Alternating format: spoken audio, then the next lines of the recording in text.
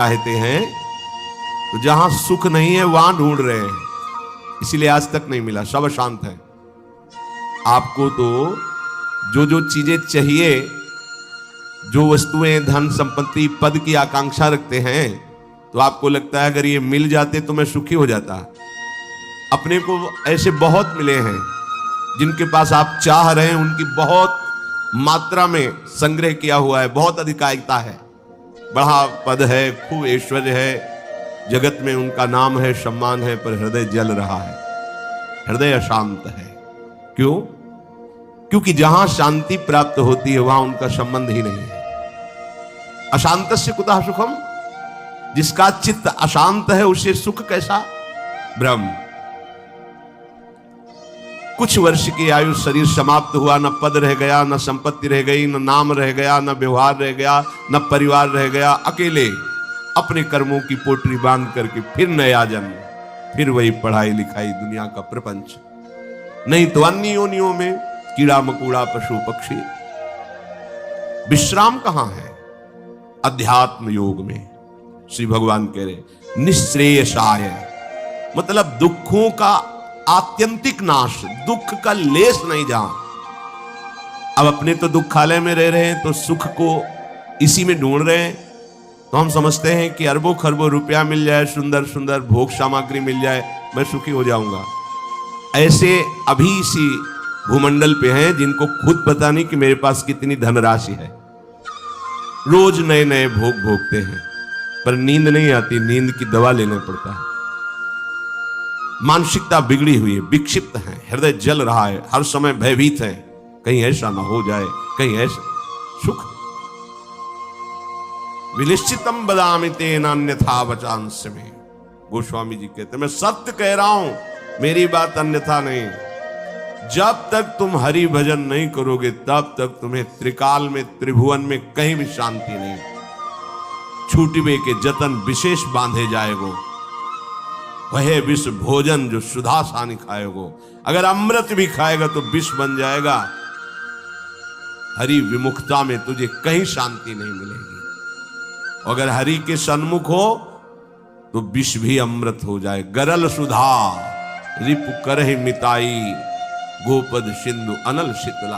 आग शीतल चंदन की तरह हो जाएगी। समुद्र जो अथाह अगाध है वो गाय के खुर के गड्ढे के समान हो जाएगा। विष अमृत बन जाएगा, दुश्मन सब मित्र बन जाएंगे यदि हरि की कृपा हो जाए तो ये हरि के चरणों का आश्रय ही आत्यंतिक सुख का स्वरूप है। ये कैसे प्राप्त होता है? तो श्री भगवान कहते हैं कि मन ही बंधन और मोक्ष का कारण है। ये जब किसी विषय का चिंतन करता है भोग भावना से, किसी व्यक्ति का चिंतन करता है राग या द्वेष से, तो ये बंधन का कारण बन जाता है। अगले जन्म की ये पूरी तैयारी करा देता है। नाना प्रकार के भ्रमात्मक दुख सुखों में फंसा देता है। और जब यही मन प्रभु का चिंतन करने लगता है, प्रभु के नाम का, प्रभु के रूप का, प्रभु की लीलाओं का, प्रभु के गुणों का, प्रभु के भक्तों का, तो यही मोक्ष का खुला हुआ द्वार हो जाता है।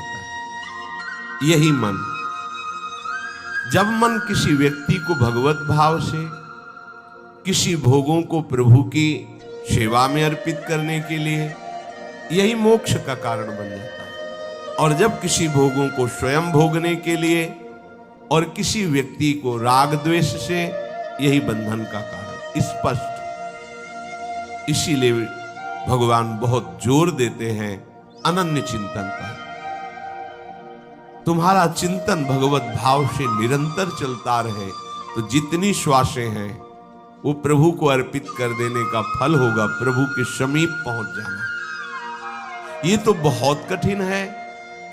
मन को संसार के चिंतन से हटा करके प्रभु के चिंतन में लगाना, ये तो बहुत कठिन है, क्योंकि हमारी आसक्ति हो गई है शरीर में, शरीर संबंधियों में, भोगों में, पद प्रतिष्ठा में।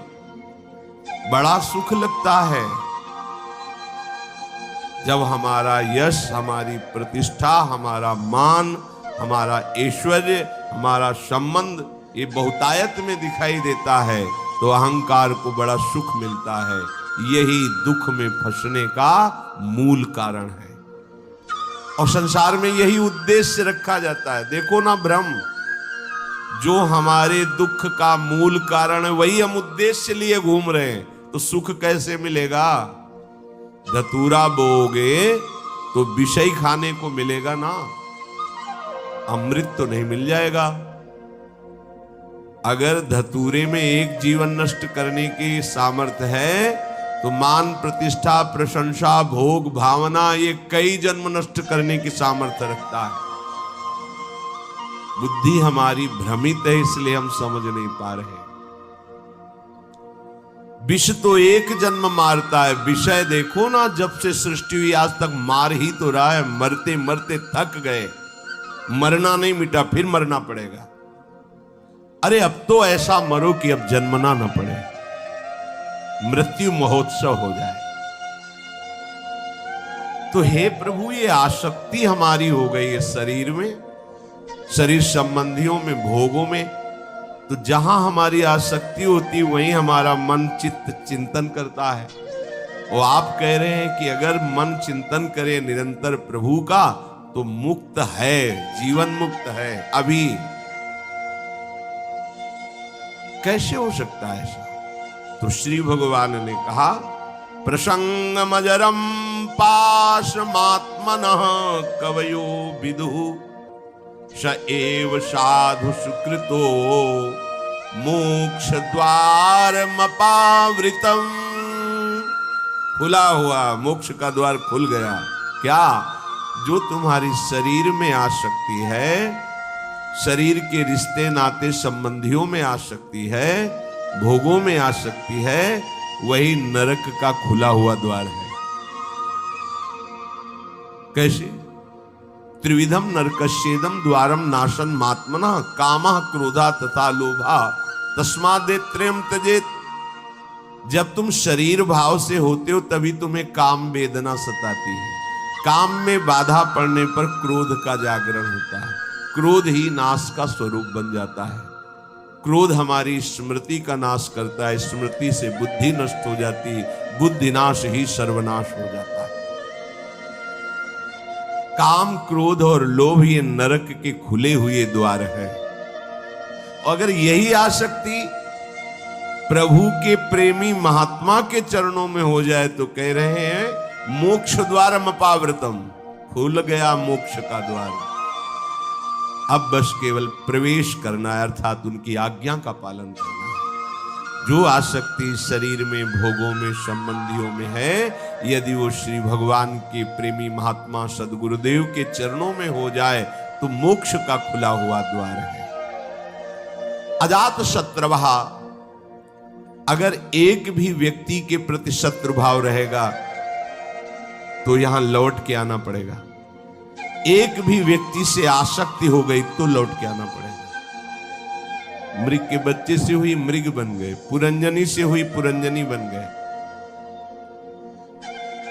हमारी ऐसी भगवत भावना बढ़े कि पूरी सृष्टि में कोई एक भी शत्रु ना हो।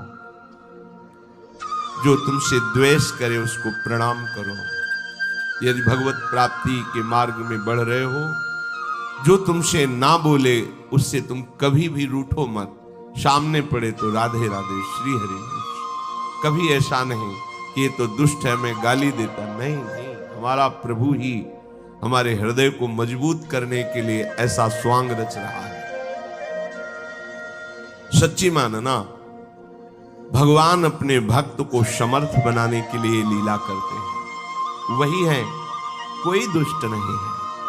किसकी सामर्थ्य है कि प्रभु के पार्षद को गाली दे दे, प्रभु के पार्षद को पीट दे, प्रभु के पार्षद की अवहेलना कर दे? ये भगवान इसीलिए करवाते हैं कि तुम समर्थ बनो, द्वंद्वों को परास्त करो, ना कि द्वंद्वों से परास्त हो जाओ। तुम मेरे सेवक कहलाकर द्वंद्वों से परास्त हो जाओगे तो ठीक नहीं है। ए भगवान का भक्त, जरा सी बात में देखो विकल हो। नहीं, कोई भी भगवान का प्रेमी महात्मा ऐसा चरित्र नहीं पाया गया कि कभी किसी भी परिस्थिति में व्यथित हो गया है। नहीं, यम ही न व्यथ्यन्ते ते पुरुषम पुरुषर्षभ सम दुखा सुखाधीरम स्वमृतत्वाय कल्पते। जो सुख दुख में समान किसी भी परिस्थिति में हृदय व्यथित नहीं हुआ, हर समय राधा राधा राधा परम पद उसके चरणों में लौटता है, वही परम पद का अधिकारी है। अजात शत्रवः, तुम्हारा कोई एक भी शत्रु नहीं होना चाहिए, क्योंकि भगवान कहते संतों का एक भी शत्रु नहीं होता। अपना मन ही शत्रु है, कोई और बाहर शत्रु नहीं। जब तक आप अपने मन को प्रभु के चरणों में नहीं लगाते, तब तक ये जाल फैलाता रहता है। एक को मित्र बनाएगा, एक को शत्रु बना लेगा, एक में राग कर लेगा, एक में द्वेष कर लेगा और हमारे नए जन्म की व्यवस्था कर देगा। ये मन ही हमारा शत्रु है जब तक वश में नहीं होता। ये मन ही हमारी दुर्गति का कारण है जब तक ये प्रभु में नहीं लगता। प्रभु में लग जाए, वश में हो जाए, तो इससे बड़ा कोई मित्र नहीं। मन ही श्री कृष्णाकार होकर भगवत साक्षात्कार करा देता है। अजात शत्रवा, कोई भी एक हमारे द्वेष का पात्र न हो। अद्वेष्टा सर्वभूतानाम, समस्त भूतों में द्वेष रहित, दोष बुद्धि रहित हमारे हृदय की स्थिति होनी चाहिए, क्योंकि संतों की ऐसी होती है। शांताः, किसी भी परिस्थिति में कोई तुम्हें अशांत न कर पावे, ना अंदर की वृत्ति ना बाहर का व्यक्ति। ऐसी शांति तभी मिलेगी जब चित्त प्रियाजू के चरणों के चिंतन में होगा, उनके नाम के चिंतन में होगा, क्योंकि भगवत प्रेमी महात्मा शांत रहते हैं। शांताः साधवा साधुभूषणः, आप राग द्वेष में विचरेंगे, निंदा स्तुति करेंगे, मान अपमान में सुखी दुखी होंगे, तो अनन्य भक्ति कब धारण करेंगे? अपने को केवल लक्ष्य पर दृष्टि रखनी है। वही सच्चा निशानेबाज है जो केवल लक्ष्य पर दृष्टि रखता है। द्रोणाचार्य जी ने कौरवों पांडवों को धनुर्विद्या की शिक्षा दी। परीक्षा के लिए एक वृक्ष में चिड़िया टांगी और कहा इसकी आंख पर निशाना लगाना है। जो धनुष उठाता और तीर संधान करता, पूछते क्या दिखाई दे रहा है? बोले वृक्ष, डाल, चिड़िया। बोले रख दो धनुष। सब युधिष्ठिर जी से भी पूछा तो उन्होंने कहा चिड़िया दिखाई दे रही है, फिर आंख दिखाई, रख दो। अर्जुन से कहा क्या दिखाई दे रहा है? बोले गुरुदेव केवल आंख। बोले वेद दे, बस लक्ष्य दिखाई देना चाहिए, तो कुछ भी आपको, कोई भी आपको, कहीं भी आपको परास्त नहीं कर सकता। लक्ष्य श्यामा श्याम, श्यामा श्याम का स्मरण कोई परास्त नहीं कर सकता। लक्ष्य रहित होकर घूमोगे तो सब तुम्हें व्यथित कर देंगे। काम क्रोध लोभ मोह मद मत्सर, ये सब हृदय में ही ये प्रहार करते हैं। बाहर का प्रहार तो कोई भी सह सकता है, लेकिन हृदय के प्रहार को बड़े बड़े वीर नहीं सह पाते। साधक हृदय के प्रहार को सहता है, इसलिए उससे बड़ा कोई वीर नहीं होता। सबसे बड़ा सुभट साधु होता है जो काम क्रोध आदि की वार को हंसते हुए सहकर भगवान की तरफ बढ़ता है। जो विश्व में विश्व विजेता धनुर्विद्या के प्रकांड ज्ञानी, युद्ध क्षेत्र में सदैव विजय प्राप्त करने वाले रहे, वो भी घुटने टेक दिए काम क्रोध के आगे। लेकिन साधु अहंकार रहित होकर पूरे जीवन इनसे युद्ध करता हुआ आगे बढ़ जाता है। इसीलिए सा जयति जयति जग उच्चरे, पूरा संसार ब्रह्मा जी तक उसे नमस्कार करते हैं। ये विजय तभी हो सकती जब लक्ष्य चिंतन में रहे। श्यामा श्याम मयि अनन्येन भावेन भक्तिम कुर्वन्ति दृढ़ाम। अनन्य भाव अपने प्यारी जू के चरणों में दृढ़ाम। कोई भी परिस्थिति या कोई भी प्रलोभन हमें हमारी श्री जी से हटा ना सके, इसे दृढ़ाम कहते हैं। दृढ़ प्राण ही तो जाएंगे, बहुत बार गए हैं, बहुत बार मरा हूं, अब एक बार श्री जी के लिए प्राण समर्पित करता हूं। चाहे जितना भयानक कष्ट दिया जाए, अपनी प्यारी जो से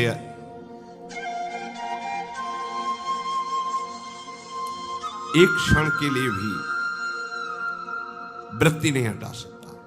और चाहे जितना प्रलोभन दिया जाए, यश कीर्ति सम्मान प्रतिष्ठा जय जयकार, एक क्षण के लिए भी प्यारी जू से चित्तवृत्ति नहीं हटे। इसे कहते दृढ़ाम। भारी से भारी अनुकूलता और भारी से भारी प्रतिकूलता जब अपने इष्ट के चिंतन को न रोक पावे तो उसे कहते अनन्य भक्त। अनन्य भक्त बहुत बड़ी दुर्लभ स्थिति है, इससे बढ़कर कोई पद नहीं है, कोई स्थिति नहीं है। और ये वृंदावन नित्य विहार रस, ये रसिक अनन्यों का है। ये रसिक अनन्यों के नरेश श्री हिताचार्य, श्री स्वामी हरदास जी, ये सब सहचरियां प्रकट हुई हैं इस रस को प्रदान करने के लिए। ये तो अनन्यता से ही आता है रस। मत कृते त्यक्त कर्माणस त्यक्त स्वजन बांधवाः, दो भाव इसके।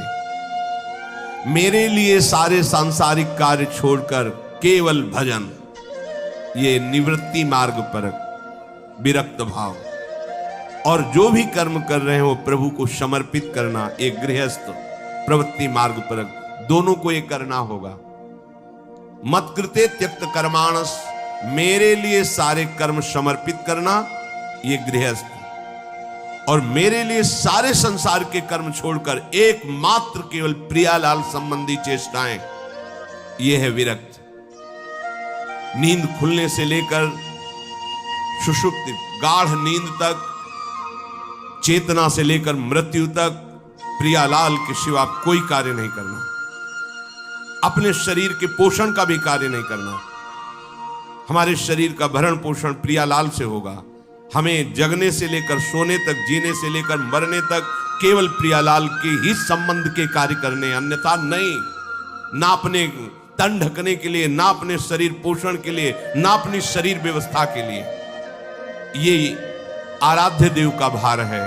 वो देखेंगे क्या पहनाना है, कैसे बैठालना है, कहां रखना है, कैसे चलाना है, इसकी चिंता नहीं। पोषण भरण न चिंत कराही, श्री हरिवंश विभव विलसाई, श्री वृंदावन की माधुरी। और गृहस्थ में धर्मयुक्त कार्य करते हुए वो कार्य प्रभु को समर्पित करना। मत कृते त्यक्त कर्माणस और त्यक्त स्वजन बांधवाः, विरक्त के लिए किसी भी तरह से परिवार के सदस्यों से थोड़ा भी स्नेह नहीं रखना। अगर है तो केवल प्रियालाल के लिए है, प्रियालाल के संबंध के लिए है, प्रियालाल की प्रसन्नता के लिए है। हम घर में रहते हैं, पत्नी पुत्र परिवार आदि के लिए व्यापार नौकरी करते हैं, उनको सुख पहुंचाते हैं। इसका फल हो कि प्रियालाल प्रसन्न हो जाए, क्योंकि हमें ड्यूटी दी, हमें सेवा दी कि इतने परिवार का पोषण तुम करो, पर वो हम कर रहे हैं प्रियालाल के लिए, हो गया। विरक्त किसी भी तरह से अपने शरीर संबंध की वासना का पोषण न होने दे। प्रियालाल के संबंध से सब हमारे प्यारे, प्रियालाल का संबंधी नहीं तो अंजन कहा आंख जई फूटे, बहुतक कहो कहां लो, नहीं नहीं कोई हमारा नहीं। भगवान कह रहे मेरे लिए अपने स्वजन संबंधियों का त्याग कर दिया। त्यक्त स्वजन बांधवाः, गोपीजनों से प्रभु द्रवित होकर के कह रहे हैं, जो बड़े बड़े योगी जन जिन बेड़ियों को नहीं तोड़ पाते, उन स्नेह की बेड़ियों को तोड़कर तुमने हमसे प्रेम किया, इसलिए मैं तुम्हारा जन्म जन्म ऋणी। भगवान कह रहे मैं ऋणी तुम्हारा। केवल प्रभु से प्रेम करने के कारण ही हनुमान जी महाराज से भगवान श्री राम कह रहे हैं, प्रति उपकार करो का तोरा, सन्मुख हो न सकत मन मोरा। ऐ वत्स, तुमने जो समर्पण करके हमारे प्रति अनन्य भाव प्रकट किया है, इसके बदले में मैं तुम्हें क्या दे सकता हूं। सकुच के कारण मेरा मन सन्मुख नहीं होगा। प्रभु तुम संतात उरिन मैं नाही। ओहो, अखिल लोकों का दाता बोल रहा है, तुम संतात उरिन। ये अनन्य भक्त के लिए शब्द है, दूसरों के लिए नहीं। भगवान जब अहेतुकी कृपा करते हैं तब ऐसी भक्ति जागृत होती है। भक्तों के संग के प्रभाव। त्यक्त स्वजन बांधवाहा, ये न तुम्हारे थे न है न रहेंगे। श्रुत बनिता आदि जान स्वार्थ रत ना करुणे सभी ते, अंत ही तो ही तजेंगे पामर तू न तज। तुझे समझ में नहीं आ रहा। अरे जिंदगी में लाखों का मेला जुड़ा, हंसा जब जब उड़ा तो अकेला उड़ा, कोई तेरे साथ नहीं होगा। तेरा सच्चा साथी हरि तेरे साथ होगा, पर उस साथी से तो तुमने कभी प्यार ही नहीं किया, कभी उसको सुमिरन ही नहीं किया, तो फिर भोगना पड़ेगा। बहुत बड़ा प्रपंच है ये माया का।